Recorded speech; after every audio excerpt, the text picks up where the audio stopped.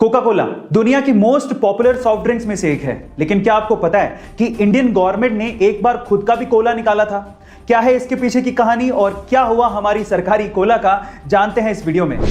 अब इस सरकारी कोला के इतिहास को समझने के लिए मैं आपको इतिहास के पन्नों में थोड़ा सा पीछे लेके चलता हूं। ये बात है 1975 की, जब इंदिरा गांधी इंडिया की प्राइम मिनिस्टर थी।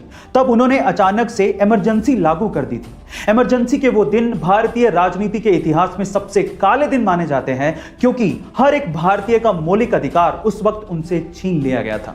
जब 21 महीने बाद यानी कि 1977 में यानी 1977 में इमरजेंसी को जब हटाया गया था और उसके बाद जब चुनाव करवाए गए थे, तो इंदिरा गांधी और कांग्रेस बुरी तरीके से हार गई थी और भारतीय राजनीति के इतिहास में पहली बार नॉन कांग्रेसी सरकार मोरारजी देसाई के नेतृत्व में बनने जा रही थी।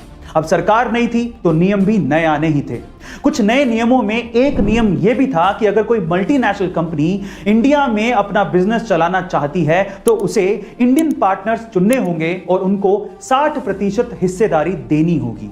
अब इसमें कोका कोला भी शामिल थी, लेकिन कोका कोला को यह चीज मंजूर नहीं थी। वो अपनी रेसिपी इंडियन इन्वेस्टर्स के साथ साझा नहीं करना चाहती थी। गाइस, मैं आपकी जानकारी के लिए आपको बता दूं कि आज भी कोका कोला की रेसिपी पूरे दुनिया में सिर्फ 2 लोगों को पता है और उन्हें पूरी निगरानी के साथ रखा जाता है, और वो भी कोका कोला के बहुत ही विश्वासी 2 लोग हैं। लेकिन तब कोका कोला को यह मंजूर नहीं था और इसीलिए उन्होंने इंडिया में अपने ऑपरेशंस को बंद कर दिया था।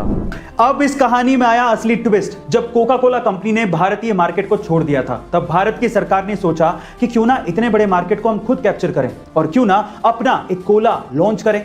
तब कहीं जाके भारतीय सरकार ने खुद का कोला लॉन्च किया था, जिसका नाम बेहद इंटरेस्टिंग था। उसका नाम रखा गया था 777, जिसको सरकारी कोला भी कहा जाता था। पर सवाल यह है कि इसका नाम 777 ही क्यों रखा गया?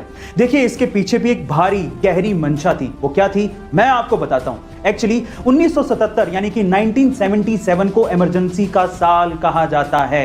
ये वो साल था जब 21 महीने बाद भारत की जनता को इमरजेंसी से आजादी मिली थी। ये वो साल था जब पहली बार भारत के इतिहास में एक नॉन कांग्रेसी सरकार बनी थी। ये वो साल था जब कांग्रेस सत्ता से बाहर हो गई थी। गाइस, तब की तत्कालीन सरकार ये चाहती थी 1977 को 777 के तौर पर हमेशा याद रखें और कांग्रेस को हमेशा सत्ता से बाहर रखें। इसी वजह से इसका नाम 777 रखा गया था। और मजे की बात यह है कि इस ड्रिंक की मैन्युफैक्चरिंग भी government owned company Modern Food Industry ही करती थी। पर सरकारी कोला 777 का यह आइडिया इंडियन मार्केट में पूरी तरीके से फ्लॉप रहा। इंडियन मार्केट में 777 चल ही नहीं पाई, वैसे ही जैसे कि मोरारजी देसाई की सरकार नहीं चल पाई। 1979 में उनकी सरकार गिर गई और मोरारजी देसाई ने इस्तीफा दे दिया।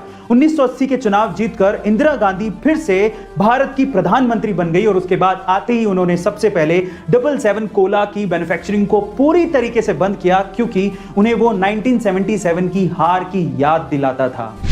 Now moral of the story, 1977 की वो इमरजेंसी एक काला अध्याय था और जनता ने इसके लिए कांग्रेस को सबक भी सिखाया था। लेकिन उसी त्रासदी को अपनी ढाल बना के किसी कोल्ड ड्रिंक का नाम रख देना, यह भी शायद जनता को पसंद नहीं आया और इसका खामियाजा कहीं ना कहीं दूसरी सरकार को भी भुगतना पड़ा था। इसीलिए कहते हैं अपनी सोच सही रखना बेहद जरूरी है, और इस पे यह कहावत बिल्कुल सटीक बैठती है। अच्छी सोच लिए परिंदा आसमान तक जाता है, सोच डुबाई अगर तो सीधा औंधे मुंह जमीन पर आता है। इसलिए अपनी सोच को ठीक रखिए और आगे बढ़ते रहिए। ये वीडियो आपको कैसा लगा बताइएगा जरूर। मिलते हैं।